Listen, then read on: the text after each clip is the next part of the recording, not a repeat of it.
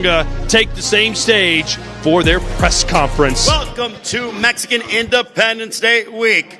Also, welcome to Canelo and Berlanga, the final press conference as the Super Middleweight Championship of the World is on the line. Ladies and gentlemen, here is the undefeated Edgar, the chosen one of Berlanga, his hometown of Guadalajara, Jalisco, Mexico.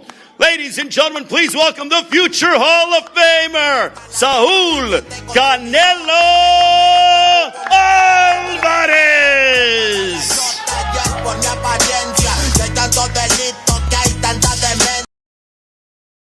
Well, let me go ahead and mute that. What's going on? Give me about 5 minutes and we're going to talk. In the meantime, this is from earlier, the final press conference for Canelo versus Berlanga right here. And we're going to hang out for the next hour, talk a little bit. Thanks for watching. Please subscribe. The chosen one of Berlanga.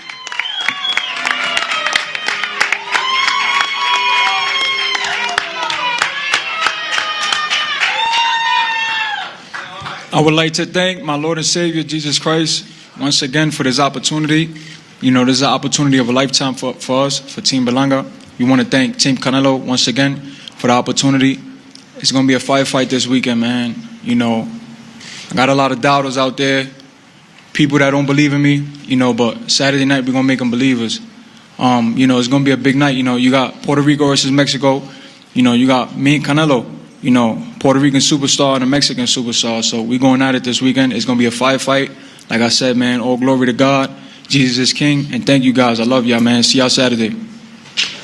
Desde Guadalajara, Jalisco, México, presentando Saul Canelo Alvarez.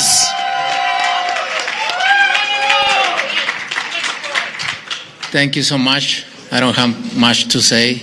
I just want to thank everybody for coming and support boxing, support me. Thank you to my team, Canelo team, all of them. Eddie Reynoso, Chepo Reynoso, being with me my whole life. And Al Jaimon, Luis de Cubas, thank you. Tom, thank you for everything. Eddie Hearns, thank you for make this happen too. And I just can't wait to Saturday. So thank you, everybody. What's it like being here? Because Canelo has done this many times over again. This is a huge step up for you, main eventing here in Las Vegas. For every prize fighter that puts on a pair of gloves, their dream is to be here in Las Vegas. As you drive up and down the strip and you see your name on the marquee, Canelo Berlanga, what does that mean to you? It means everything to me. You know, it's been written already. You know, like I said, right, I'm not supposed to be here. You know, everybody that's in front of me is all against me, you know.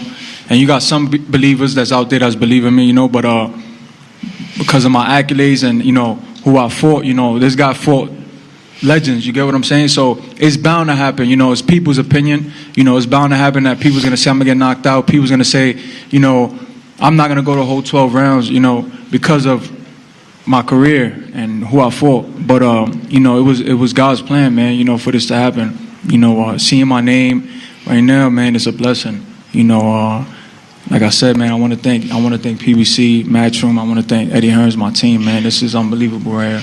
How much does it mean for you to be main eventing and to be competing and displaying your talents during Mexican Independence Day weekend? No, for me, it's an honor fighting in those days, Mexican. I'm just going to go ahead and say it. This press conference was boring as all hell. What's up?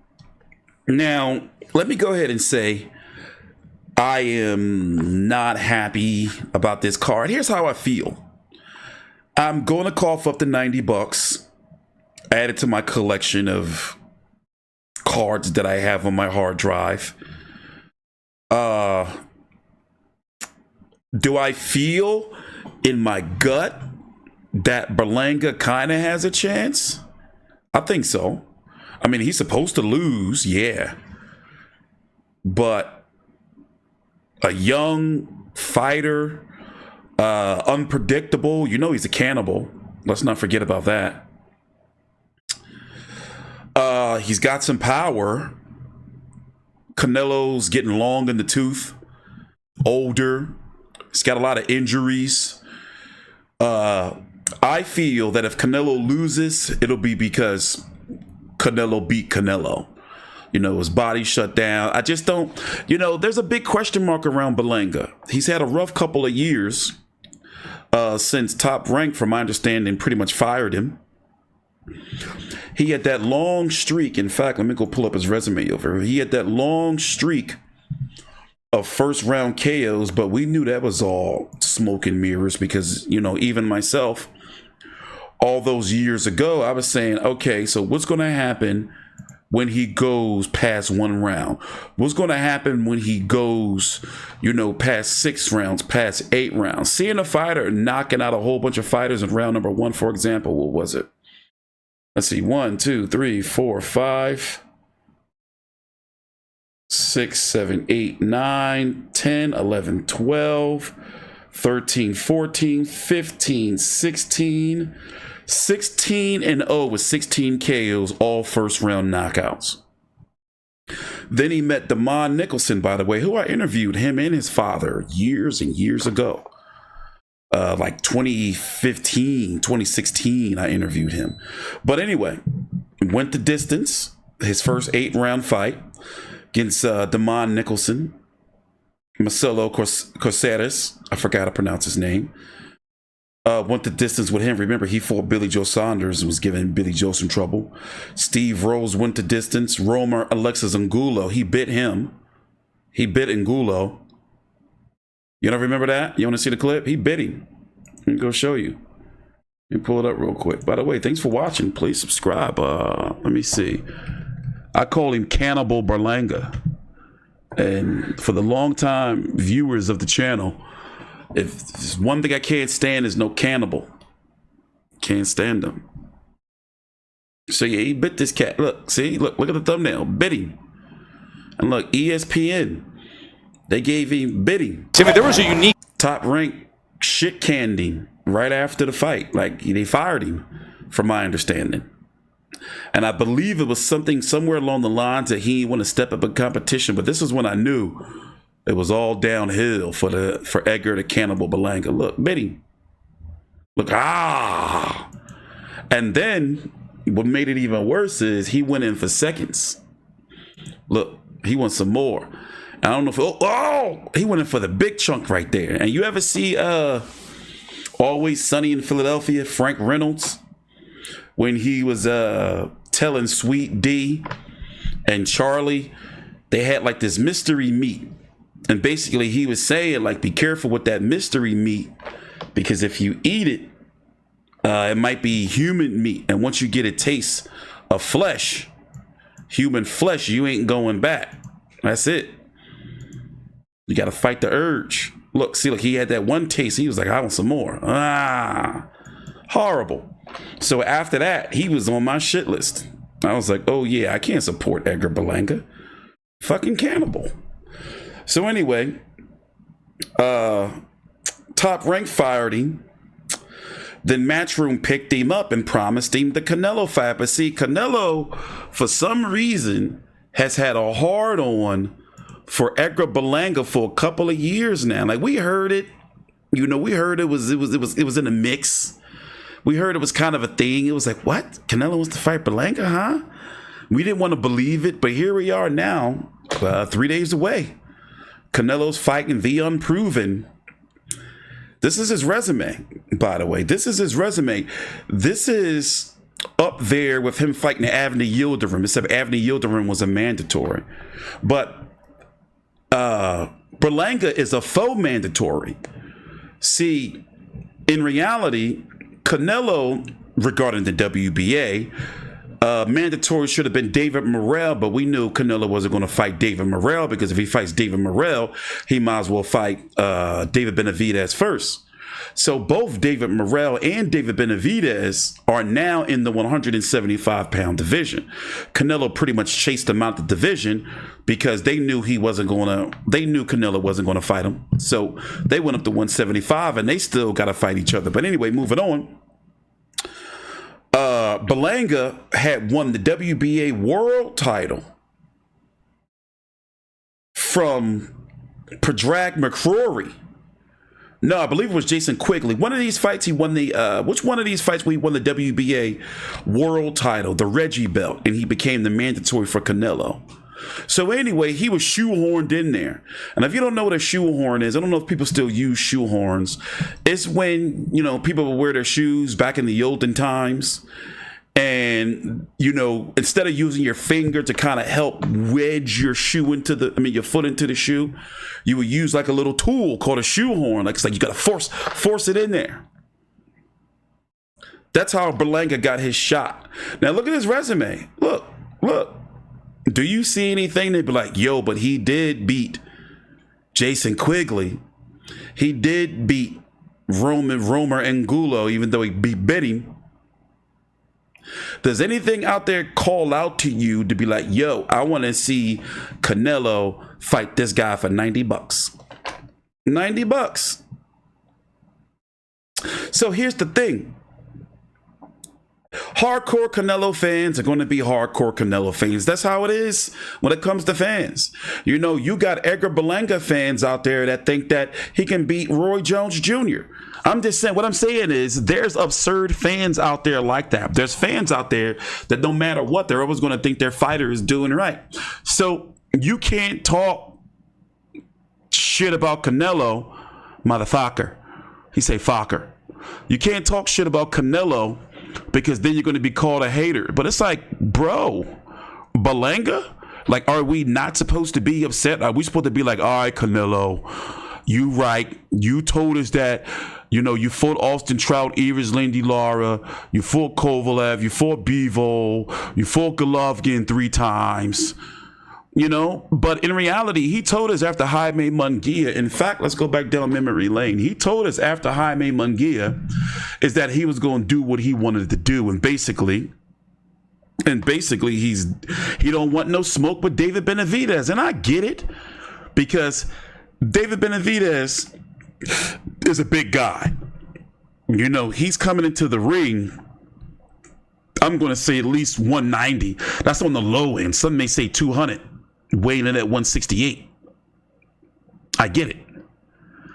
But at the end of the day, Canelo, you're a 168 pounder, and this guy was in your division and you're mandatory for whatever happened with Benavidez and his team not invoking their mandatory, whatever happened. And you can also say David Benavidez lost his belt, his WBC title, twice. One to the sweet nose clams, another Always Sunny reference. Nose clams meaning cocaine. He popped for a drug test for cocaine. The second was weight. So some may say, and that's how Canelo ended up fighting Avni Yildirim for that vacant belt. So some may say, okay, well, you know, he had a shot. He could have got Canelo. But I don't think so. I don't think Canelo ever wanted to fight him. The size is just too much to do. I think that I'm not going to sit here and say that I would pick David Benavidez to beat Canelo. But yeah, you know what? I would pick David Benavidez to beat Canelo, mostly because of sheer size and value. And I always felt, and I still do feel, that Canelo is a 160 pounder, a middleweight, masquerading at 168 pounds because he's been able to get some expert matchmaking. The matchmaking where he would fight anybody in the division except David Benavidez, except David Morrell. And he's been able to do that for several years now with this division. For example, if you really look at it, and I've done the video before, I've broke down Canelo's resume. And listen, I'm going to go ahead and tell you right now, I'm Afro-Latino. I'm Afro-Latino X. So I'm Mexican. I'm Chicano. I'm Latino. So this is not a race thing. I just think that Canelo has got to that point right now where he want to make his money and he's going to go to the exhibition route. Now, remember, he already dropped his IBF title quietly because he was ordered to fight William Skull, the IBF mandatory. Now, do I think that he's scared or was going to duck William Skull? Hell no. It's just that you can't sell that fight. The reason why Berlanga's getting this shot because Berlanga's a Puerto Rican. And you know we got that famous Mexican and Puerto Rican rivalry. But I'm not going to sit here and suck on the cock of Canelo Alvarez and be like, yo, this is a good fight. This is the fight that everywhere I go to people been asking about it. So let's go take a gander at the resume here. As we, now let me start here. We already talked about Canelo weight in a video I did a couple of weeks ago. It's on the channel, where I broke down how Canelo ended up at 160 to fight Golovkin and then to 168. But look here, he tested the waters with Rocky Fielding at 168. Okay, Rocky Fielding was easy pickings, but Rocky Fielding is 6'3". So the mystique of that, it was also Canelo's first big fight with the DAZN, but the mystique of that was like, oh, Canelo's moving up to 168. Oh, yes, I am Chicano. Don't you do that to me. You can't do that. You can get sued. But anyway, don't you misidentify me. But anyway, Rocky Fielding was like a low-hanging fruit. So he tested the waters, beat up Rocky Fielding with a body shot, and I was like, okay, all right. Canelo can kind of hang at 168. So already right there, it was started a little bit of buzzing was going on. Wait a minute, is Golovkin going to move to 168? Because we do want to see that third fight. Or what about David Benavidez? But David Benavidez wasn't really a big name at the time. So he moved back down to fight Danny Jacobs. Okay, that was a, solid fight at the time. Then he went up to 175. Now here is where politics somewhat come in. It was well known at the time that Kovalev was going through a lot of shit outside the ring. After all, it was, he was labeled a woman beater, and it looked like he did that shit because he settled with the woman out of court. So, and he had a lot of vodka in his belly. He was a drunkard, grown broke, got castrated by Andre Ward. So, and he just fought a few months earlier, and it was allegedly a rehydration clause that Kovalev legally couldn't talk about. So basically what I'm saying is that Kovalev fight, it was impressive. And remember, Canelo was having issues. Kovalev was controlling the fight with just a jab. Some foreshadowing from what would happen with Bivol later on. But anyway, Kovalev was a broken shadow of himself. He wasn't the crusher. That fight was more about, wow, Canelo's going to 175. Okay, all right. Then Callum Smith. That was a nice, solid win right there. I like that Callum Smith win. I really do. That was solid. Beat up Callum Smith's arm. And I was like, okay. Then he fought Avni Yildirim. Now, a lot of people were shitting on that fight, but that's how he got the WBC title. Excuse me, Avni Yildirim was the mandatory. Excuse me. Then he goes to fight Billy Joe Saunders. Okay, that was a fight I was looking for years. It finally happened. Billy Joe shit the bed. By right now, Billy Joe is a beast, by the way. He's fat as shit. Billy Joe damn near diabetic. Probably is diabetic. Go check out some pictures of him if you can find. You know what? I'll go find a picture of Billy Joe Saunders. Poor guy. Motherfucker he needs some Ozempic. Mojerno. Let's see where you at. There he is. You'll see. Lay off the kebabs, mate. So he been staying away from social media because he don't want to get wrecked on for being fat. But yeah, this was what happened to Billy Joe. It looked like that singer that be like, I'm only human after all. That dude. Don't put the blame on me. That dude. Anyway, back to the resume. All right, now let me tell you something about Caleb Plant. I'm going to go talk about him later on in the video. Now, I never really been high on Caleb Plant. It's a lot of, don't get me wrong, charismatic dude. He can talk some shit. He can box until he gas out. But I've never really been high on Caleb Plant. But anyway, nonetheless, Caleb Plant held on to that belt long enough to get an alleged $10 million fight against Canelo. Held his own for a little bit before he got stopped. Then he says, I am sad. Canelo tries to go up to Bivol. Now, I knew in my heart of hearts at that time And this is where sometimes I think back and I kind of wish I was a gambling man, because I knew Dimitri Bivol in my heart was going to beat Canelo Alvarez to style. And from my understanding, wasn't Canelo a huge favorite in that fight? And what did he do? Get outboxed. He goes and fights Golovkin, completely outclasses him. This fight wasn't even as close to me for that third fight. John Ryder, okay. Wasn't John Ryder a mandatory? I forgot. Jamel Charlo, that looked good on paper. It looked good on paper, but at the same time, Charlo was moving up 2 divisions. The Jaime Munguia fight was fun, but Jaime Munguia was tailor-made for Canelo. Straight come forward. We said it. I was saying it for years leading up to the fight. It's like if Munguia ever get Canelo, he going to get beat up because he's too easy to hit. And what was it? He was getting smacked all around the ring, and then he got dropped. But it was one of those growing fights for Munguia. By the way, Munguia is returning when? Is that next week? Yeah, next week. This is a eliminator for what title? I don't know. I don't remember. But he's back next week on the top ranked card. He's not a top ranked fighter, though. He's just fighting on the top ranked card. And now Berlanga. Edgar the Cannibal Berlanga is now who he's fighting. So when we look at the division, for one, 160 pounds is dead. It's dead. Anytime the marquee fight of the 160-pound division is Civil War Erislandy Lara taking on Danny Garcia. Both of them. Danny Garcia is 36, and Erislandy Lara, you know he's Cuban, so he's listed at 42. Notice I said listed. They've been around forever. Erislandy Lara been around since PlayStation 2. They got PlayStation Pro 5, $700. You see where I'm going with this? Erislandy Lara fought Paul Williams. That was forever ago, eternity.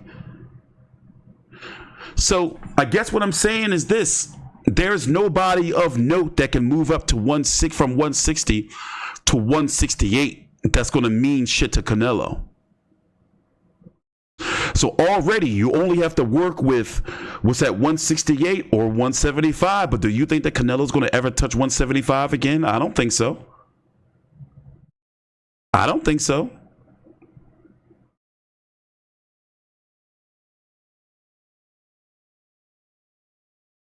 Unless maybe would y'all entertain, what if, now hear me out.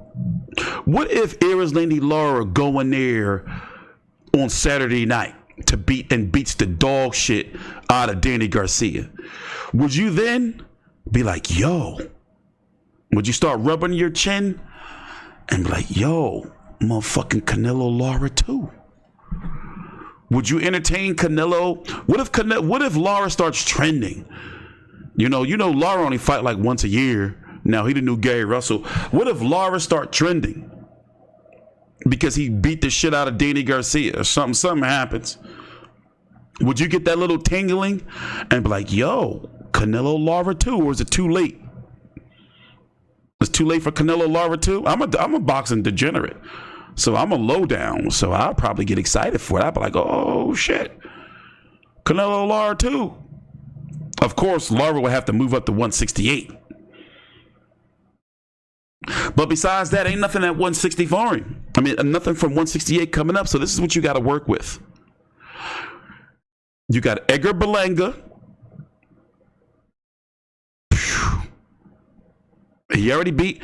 Listen, ain't nothing at 168. And the thing is, he chased the two biggest fights at 168 that fans would actually kind of want to see.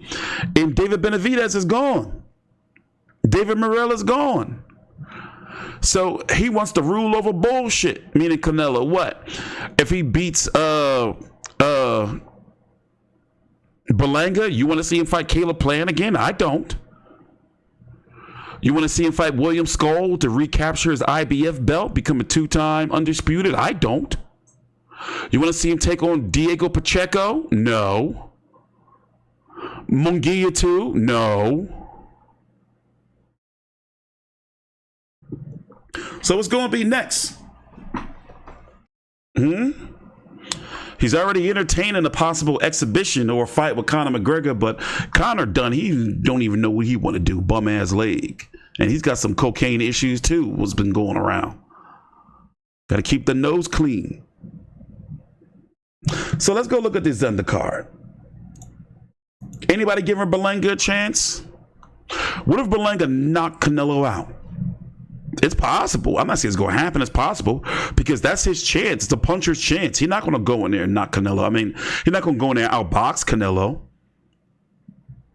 He can outwork Canelo, maybe. Also, how is he going to deal with a Canelo punch? In fact, Berlanga's got some clips out there of his ass getting knocked out. Let me see if I can find it. Let me see. Berlanga. I mean, the amateurs is the amateurs, but it's a clip of him getting the shit knocked out of him.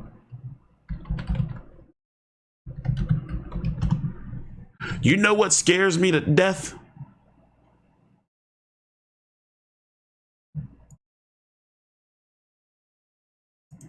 Oh, here's one video of him getting run down on.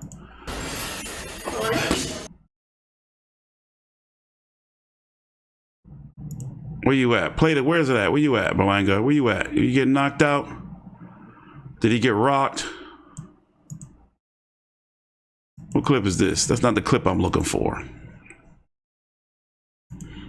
You know what video scares me to death? That video of him and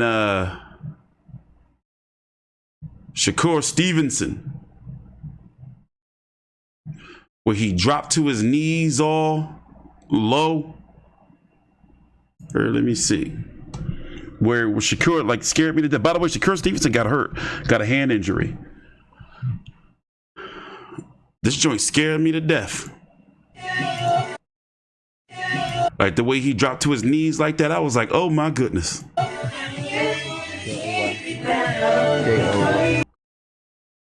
Like scared me half to death. But anyway.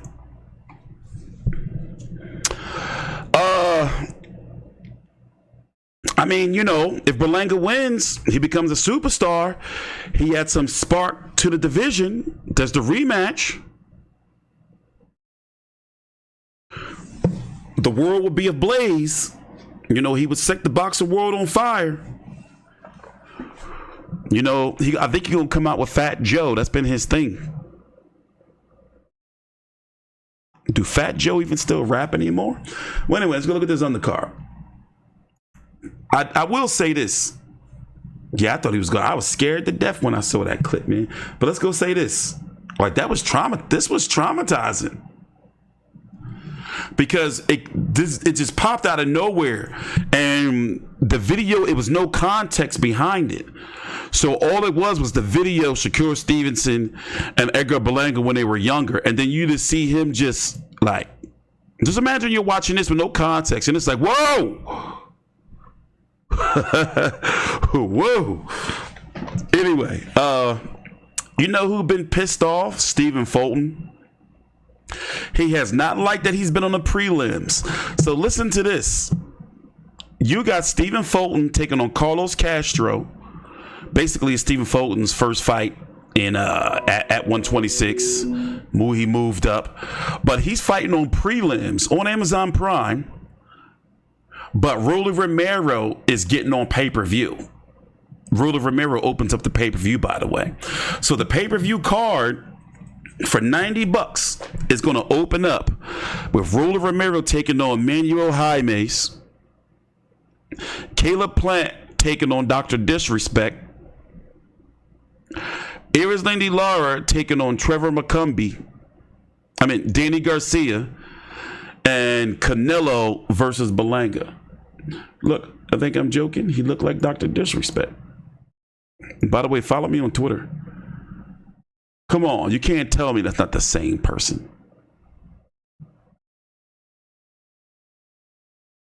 Come on, you can't tell me.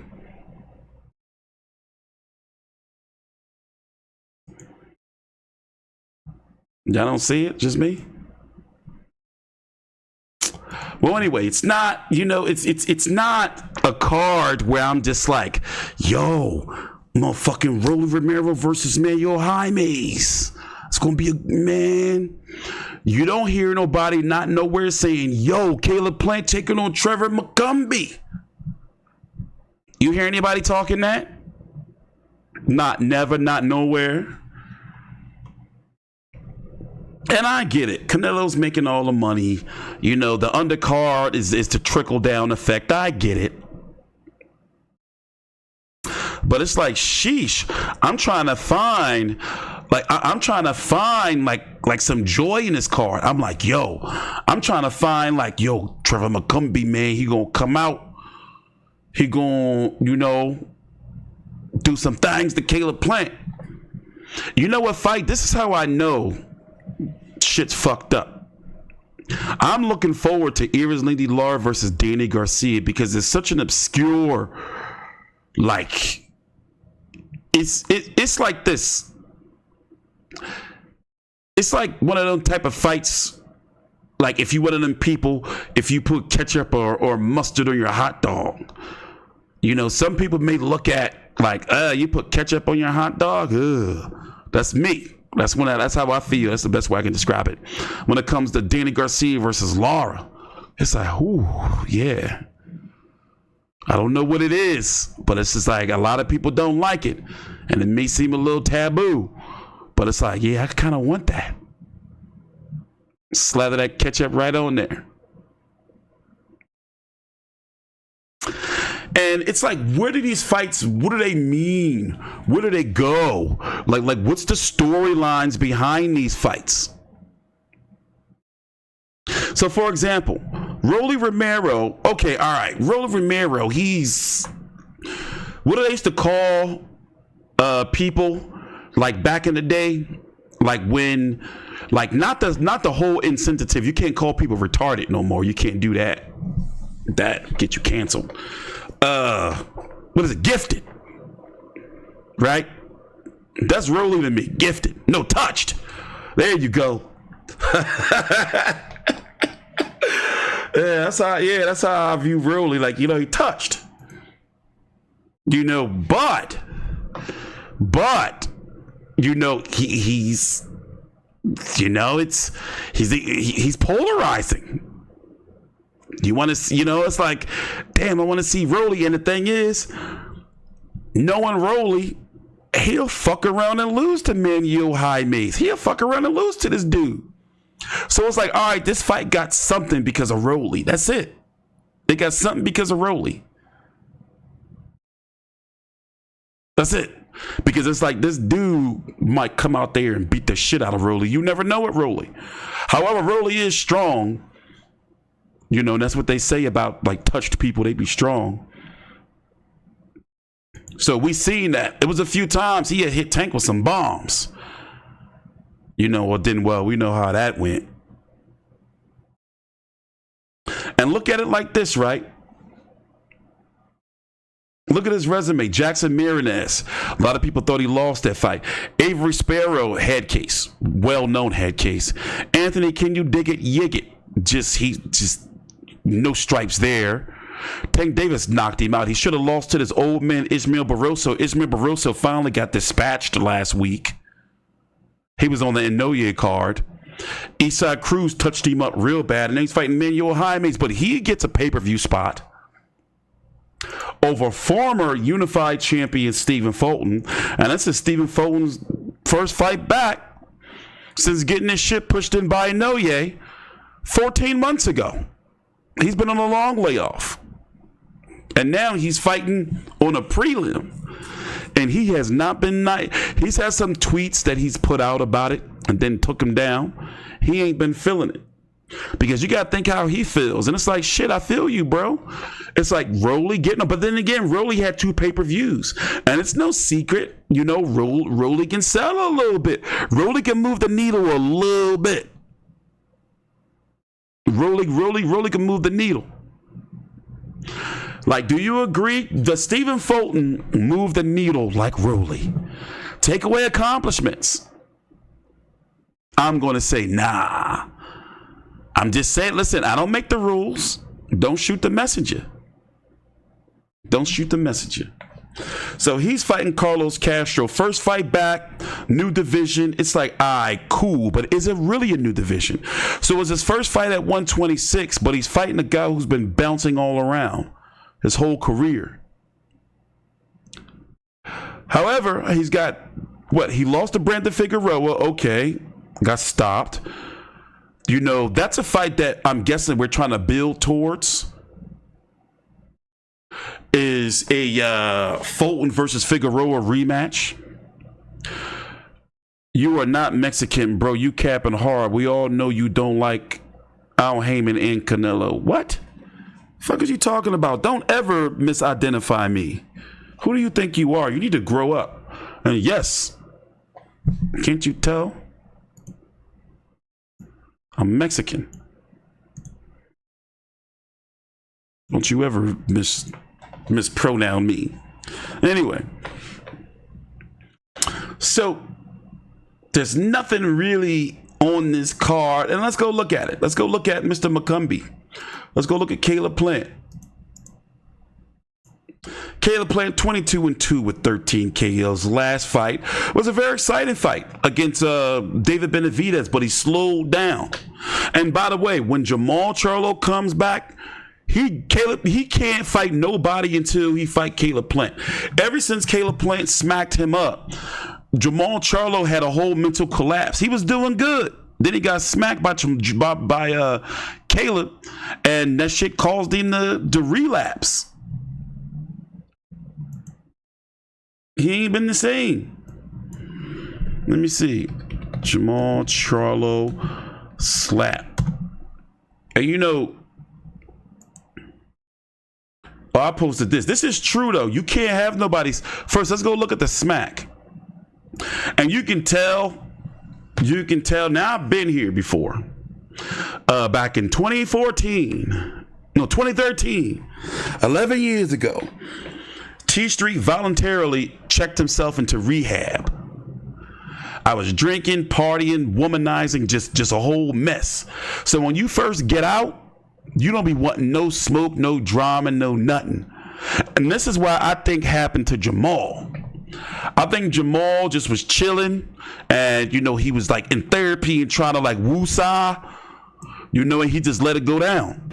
Oh, and you heard it. Oh my goodness. This is bringing back PTSD. And you can just tell like he wanted to go off on Caleb, but he was like, you know what? Woosah, yin and yang, live another day. But this was brutal.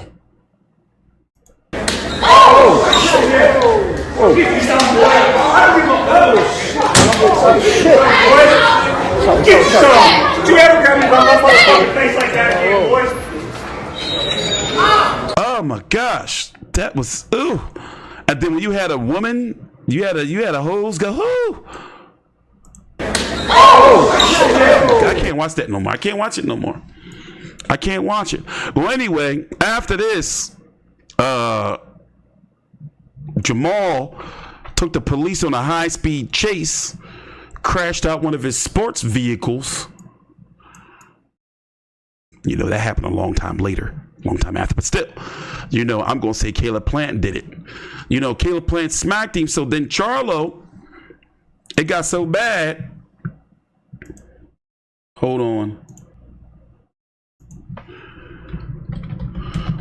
And look what getting smacked will do to you. He got booked. So listen to this. And lost his belt. So he went straight off the deep end. She went straight off the deep end from that smack. There it is right here. He got booked. Arrested for DWI after Lamborghini crash. He took the police on the chase. So when he come back, he got to fight his demons, and that demon is Caleb Plant.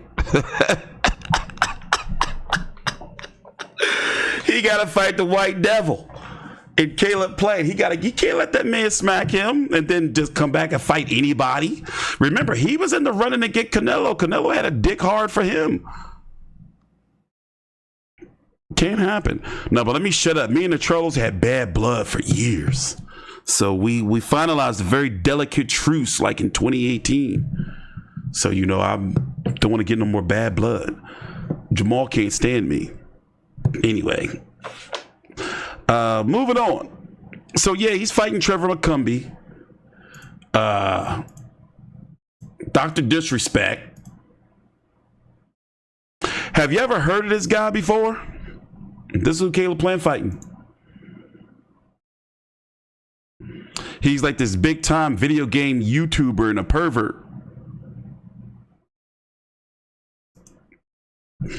Let's go check out Trevor McCumby. 28-0 with 21 KOs. Oh. But ain't nothing here. Ain't nobody here of note. So once again, when we look at this card, ain't nothing there. And they got the nerve to charge $90. And guess what? It's plus tax. America. You got the co-main event. Then again, it's not a co-main event. The chief support. How about that? That's a better way to put it. Erislandy Lara, 33-3 with 18 KOs. 41 years old, listed as. His last fight was Mixer Rafa, knocked him out in 2 rounds. Gary Spike O'Sullivan, Thomas Lamana, Greg Vendetti. Ew! This is a nasty resume.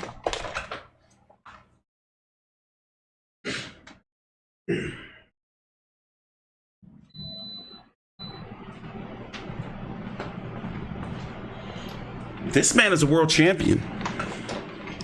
Are you looking at this resume, this chaotic mess? Zarafa, Gary Spike O'Sullivan, Thomas Lamana, Greg Vendetti. He got revenge and he fought Canelo's balding brother with the Widow's Peak, Ramon Alvarez. And then he's taking on Danny Garcia. 37-3 with 21 KOs. Danny Garcia is 36 years old now, by the way. His last fight was 26 months ago against bumleg Jose Benavidez Jr. Before that, so since 2020, Danny Garcia has had 3 fights.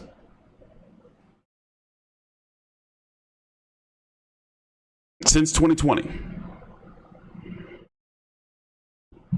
So in a way, this fight's kind of fun, but at the end of the day, Danny Garcia is not a 160 pounder, but the 160 pounder is just so shit that you can just get away with anything in that division. You're going to fight anybody. Ain't nothing there. Nothing.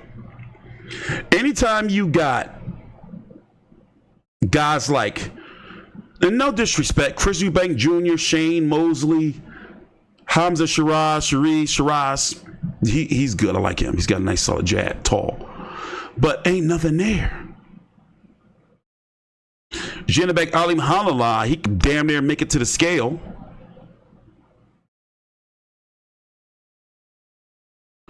Something wrong with my mic? What's going on with my mic? What happened? My mic sounds funny? My bad, I ain't streaming in a while. I ain't streaming in a while, my bad. But anyway, that's that. In the meantime, that's what I want you guys to go do. I am not going to be streaming on this channel much longer. Here is my secondary channel here, TstreeT Uncut. And guess what? Right down below, here, let me pull this over here. Right down below, in the description box of this video, as you can see, is the links to my secondary channel. It's right here. Go click that. It'll take you to TstreeT Uncut, and make sure you subscribe. Here, I'll put it in the chat. All my social media handles have been updated down below in that description box. All you gotta do is click more. You only hear from one ear. Well, then use your headphones, man. Fix your phones, man. There you go. So this is a common practice among YouTubers these days, where you have a channel for streaming and one for your main content, especially with YouTube being so strict these days, you know? I'm going to be here covering this card.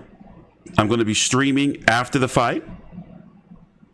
We're going to be here covering the entire card. I'm going to cover all these fights. I'm going to cover...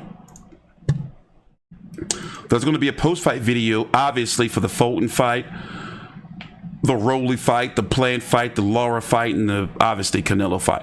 So let me give you my predictions. I think Rolly going to lose. I think Stephen Fulton's going to look rusty. I think McCumby may put on a better fight than a lot of people think, but he's still going to lose. I think Erislandy Lara is going to box circles, even at 41, around Danny Garcia, even though Lara slowed down a bit. And I'm picking Canelo, but something in my sick gut, and I'm sober, something in my sick gut is telling me that Berlanga got a chance, a puncher's chance. And I'm sober and well rested. What's going on? Maybe I need to be drunk to pick. Maybe that's what it is. Maybe because I've been sober. That's probably what it is. But I think Berlanga got a chance. Now, I'm not going to sit here and say Berlanga going to win. I'm not going to do it. But something wants me to say it. What is that? What is that? Why does something in me, in my gut, wants me to say that Berlanga going to win? But I'm too scared. I'm too scared. I'm a chicken. But I think Berlanga can do it. Do I? Do I really think Berlanga can do it?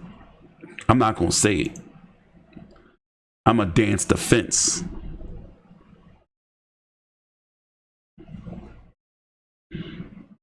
No, I'm Afro-Latino. I'm Afro-Latino X.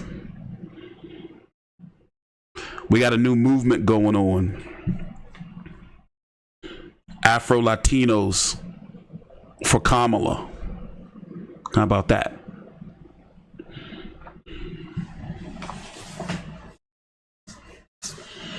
Canelo got whiskers. Edgar has no chance. No chance? No chance in hell? You got no chance? No chance in hell? Come on, come and get it. Now I was thinking about that new Netflix Vince McMahon documentary that's about to come out. So anyway, we got a few minutes. What you guys want to talk about? You guys all right? You guys cool? The landscape on YouTube has changed so much. You know, you'll never catch me putting thumbnails where you see me making these stupid fucking faces. You know how people like make them faces like they got a dick in their mouth? Like they just be like, oh man, oh, like that shit. You never catch me doing that shit. Never. Never. You know? No way, Jose. But yeah, I'm looking forward to the fight though. And also we got some, let me go pull up the boxing schedule. We got some nice fights coming up over the next several weeks. I'm really looking forward to Daniel Dubois taking on Anthony Joshua. By the way, Shakur Stevenson is injured. He was supposed to take on Joe Cordina on the weird card of Bertabiev in Bivol. But he hurt his hand, so he's not coming back to the beginning of the year. And they're trying to match him against Jose Sabeda. By the way, Chris Billum-Smith and Zoto Ramirez is official. Arnold Barboza and Jose Ramirez is also supposed to be on that card. Let's see here. I got invited to this fight. David Naikia, Tommy Carpenter. I covered him years ago when he got his shit knocked out of him by Adonis Stevenson and a couple other fighters. I think Nathan Cleverly too. But I'm not going to New Zealand. Let's see who else. little quick run at the schedule. This Richard Torres Jr. versus Joey Dweko fight is going to be funny. Remember, Dweko has been long linked to mentally breaking Anthony Joshua before the Andy Ruiz first fight. Emiliano Vargas, I've been watching him coming up over the years. He's now with Top Rank. Obviously the son of Fernando Vargas, so I'm going to be checking out that card. Let's see. Anthony Carsesi versus Josh Warrington. I like that fight. Liam Smith, Josh Kelly like that fight. But Willie Hutchinson like that fight. This is a good card. It's also going to be $20 here in the States, but I think it should be a part of the zone, but it's going to be a $20 pay-per-view here. Let's see. Sandy Ryan versus Michaela Mayer. Ooh. I like both of them white girls. I ain't going to lie. Anyway, they got spunk to them, and they both like black dudes. How about that? Anyway, Xander Zayas, Top Rank's been babysitting him. He's the next WBO mandatory, at 154. But right now, he's not ready for that big jump yet. Shushu's returning the September the 27th in New York. I wonder if I can make it to that card. I don't think I can. Vito Malnicki Jr., he's been doing good over with Top Rank. Alicia Baumgartner is returning against Delphine Pursoon. I like that fight. That's also going to be on the 27th. I wonder what the broadcast is going to be for that. Broadcast details. Noel McCallion versus Ron Rozecki for the WBC title at Cruiserweight. This is a significant fight. However, it's a Don King card, and Don King cards have been pretty shitty. And patriotic, but shitty. Let's see here. October's got some nice fights too. Of course, Berta BF Bevo on the 12th. Let's see here.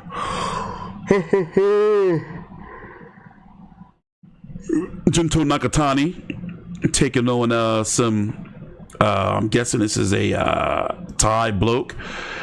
If he wins and Inoue wins against Sam Goodman, they'll be fighting sometime next year. Oh, poor Tenshin Nakasawa. Remember, Floyd Mayweather beat him up, but he's been having a nice, solid pro boxing career. Of course, October the 19th, the video before this, me and Big J went into detail on Bakram Murtazaliev versus Tim Tszyu, waiting for undercard information on that. If Tim Tszyu wins, then he's supposed to fight Erickson Lubin. If he wins that, then he's supposed to fight the winner of Spence Fundora, if Spence Fundora happens. But my gut's telling me we're going to get Charlo Fundora, because I think Spence is broken. William Skoll versus Vladimir Shishkin for the vacant IBF title at 168. That's the belt that Canelo dropped. That's going to be in Germany on October the 19th. Jack Catterall versus Regis Prograis. That's going to be a fun fight on October the 26th. Ellie Scottney, I like her move. Wait, yeah, she's defending her both for her titles, well, IBF and WBO. I like those two fights. And we're going to leave November alone for right now. Jake Paul, Mike Tyson, ill. Also, I like this fight too. William Cepeda, Tevin Farmer. This is supposed to be a free TV card. Turki Al-Sheikh, who they call His Excellency, this is supposed to be a free card. He said broadcast information is going to come out soon, even though it says the zone.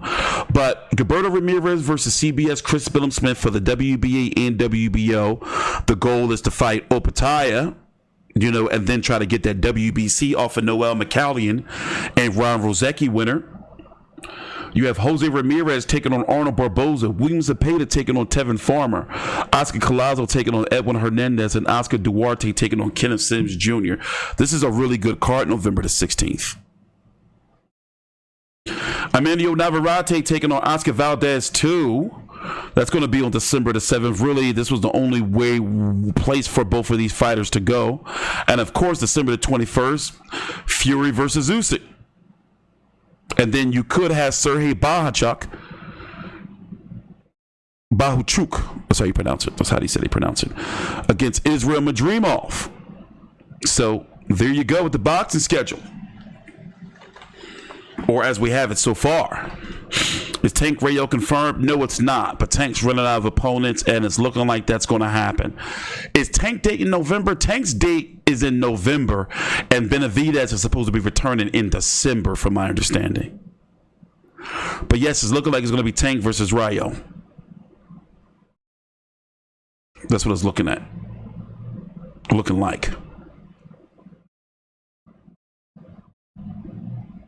So listen, with that being said, it was nice talking to you cats. I'm going to go get some rest and get ready for the fights this weekend. Going to put in a nice productive weekend. What's up, Rob the Barbarian? What am I cooking? I don't know. I grilled some ribs, some steak, and some fish yesterday. So I have that to last to Friday. But Saturday it'll probably be takeout. I don't think I want to cook on Saturday. I want to focus on boxing. So I don't think we'll be cooking. I don't know. That's a good question. Benavidez against who? It makes sense to be David Morrell, but we'll see. With that being said, thanks for watching. Please subscribe. I'm TstreeT Controversy with Fight View 360. Remember, the links to my social media are down below in the description box, and also the link to the secondary channel is right there in the description box. That's where all of my streams are going to be from here on out.